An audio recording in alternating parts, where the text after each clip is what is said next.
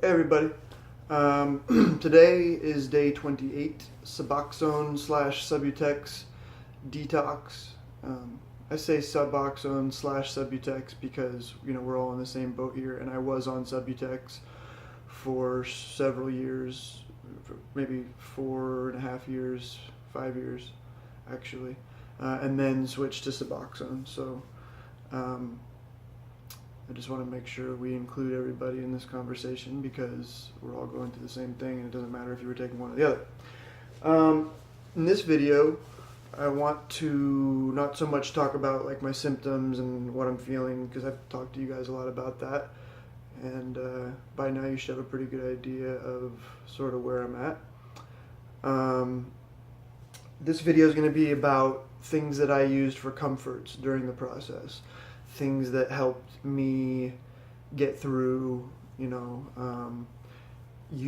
if you have seen videos where people talk about, tips for getting through opiate withdrawal and things like that, you will have seen many of these things, if not all of these things. But hopefully in this video, maybe you'll find one or two things that you haven't seen somewhere else that might help you with something. And if they are things that you have already seen, then this video will just sort of reinforce that those things were valid. So, what do I want to start with here? So, in the very beginning, Loperamide. Again, you can and will have likely done all of the research and know everything that there is to know about Loperamide before coming to my video. And if you haven't, go ahead and do so. I'm not going to go into the details other than to say that I used it. You see this bottle, there's about that much left in it. And through the course of the last 28 days, and keep in mind I haven't taken any of this stuff whatsoever in 8 or 9 days now. So in the course of, actually more accurately put, 19 or 20 days, I used about one of these bottles and then this much here. So that's not a lot. It's a really reasonable amount of this stuff to use if you've done any research and you've listened to how much stuff certain people will recommend you take.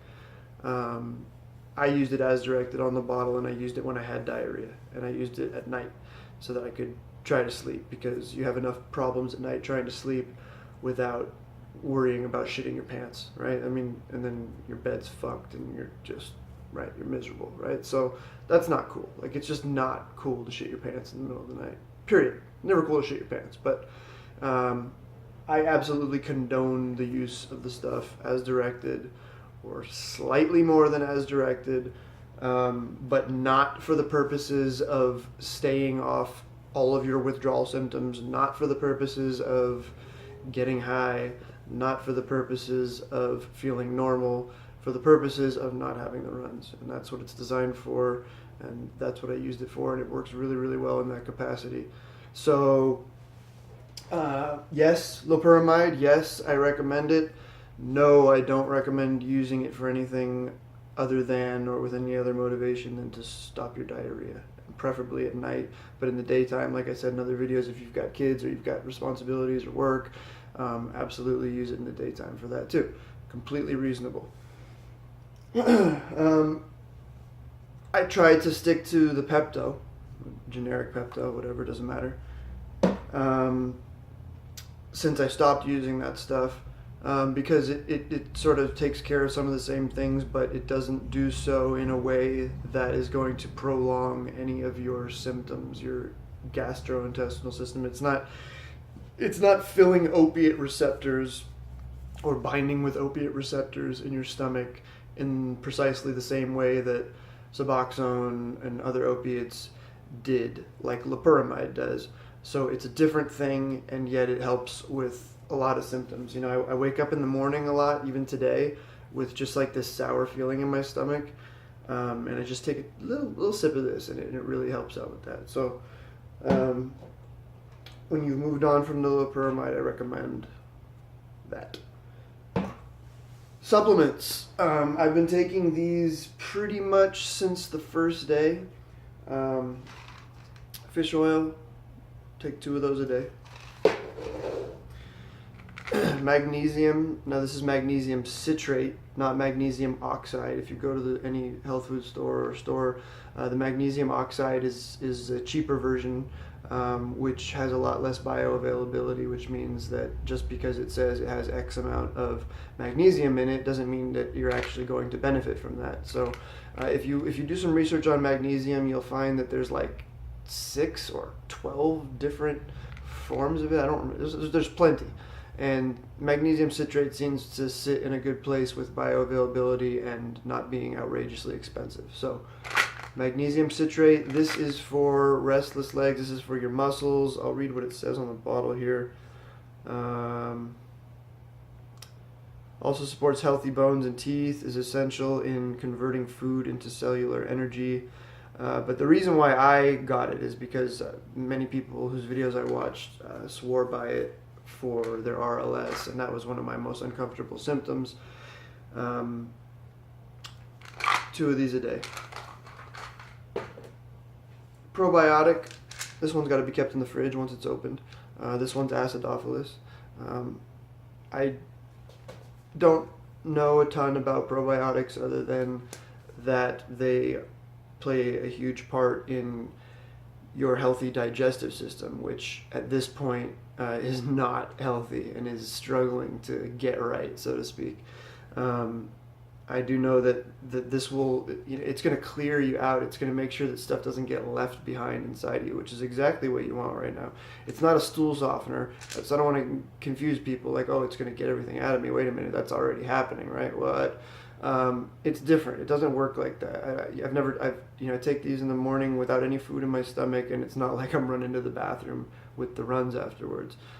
It just, in a really healthy way, seems to, get your digestive system on track. So you can get probiotics from yogurt. You can get probiotics from kefir. There's a million different products out there now. So take your pick. A good multivitamin. This one I already had in the house, and it seems to be a good one, but it has caffeine in it. So, it says to take 3 of them a day, and I just take 1. Caffeine is not something I would recommend people take until you are, until you've sort of reached a new plateau in your withdrawal. I do this test right here. And right now my hands are, compared to the mean of the way that they are, the average, they are very steady right now.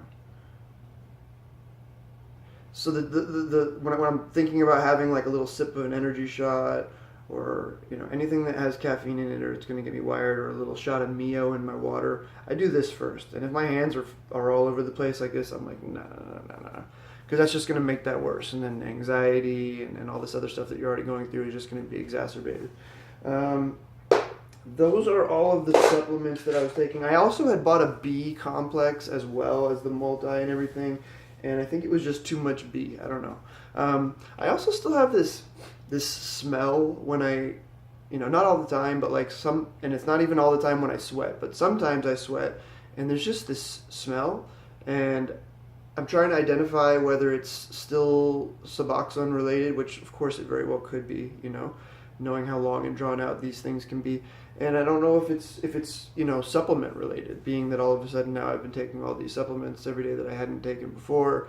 So keep an eye on that, maybe let me know in the comments if anyone knows anything about that. And it also could just be my sense of smell, misidentifying what is just normal odor as some other scent.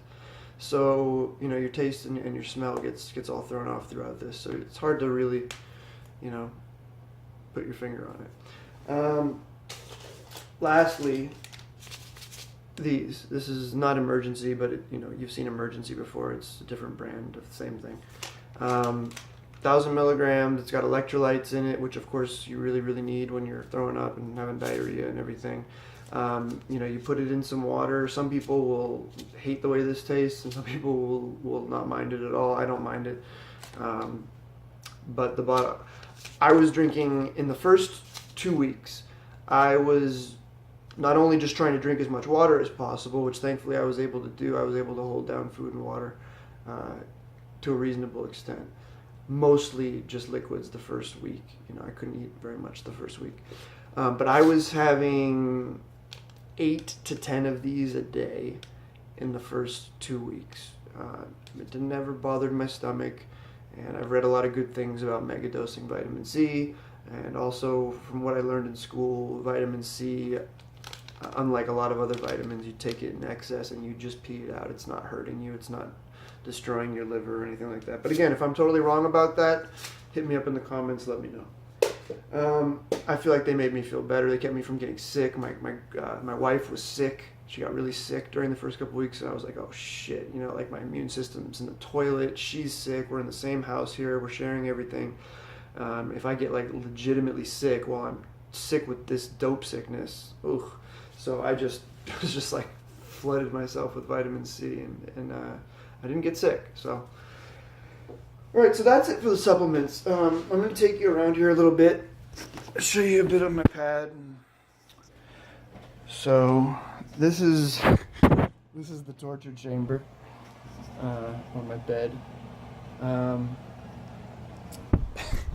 This is where it all happens, right? That's what they say. This is actually not like my wife and I's bed. Our bedroom is down there, but she doesn't want me sleeping with her right now, and I don't want to be sleeping with anybody right now. I need to be able to be obnoxious and move around all night and do whatever I want to do and not feel like I'm disturbing anyone but myself, because it's already bad enough.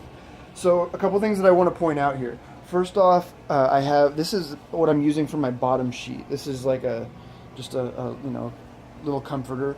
And the reason why I'm using that instead of a bottom sheet is my experience has been that let me turn this fan off over here. By the way, fan, you see I've got it angled towards where I'm sleeping there. Air moving all the time is only a good thing in my experience.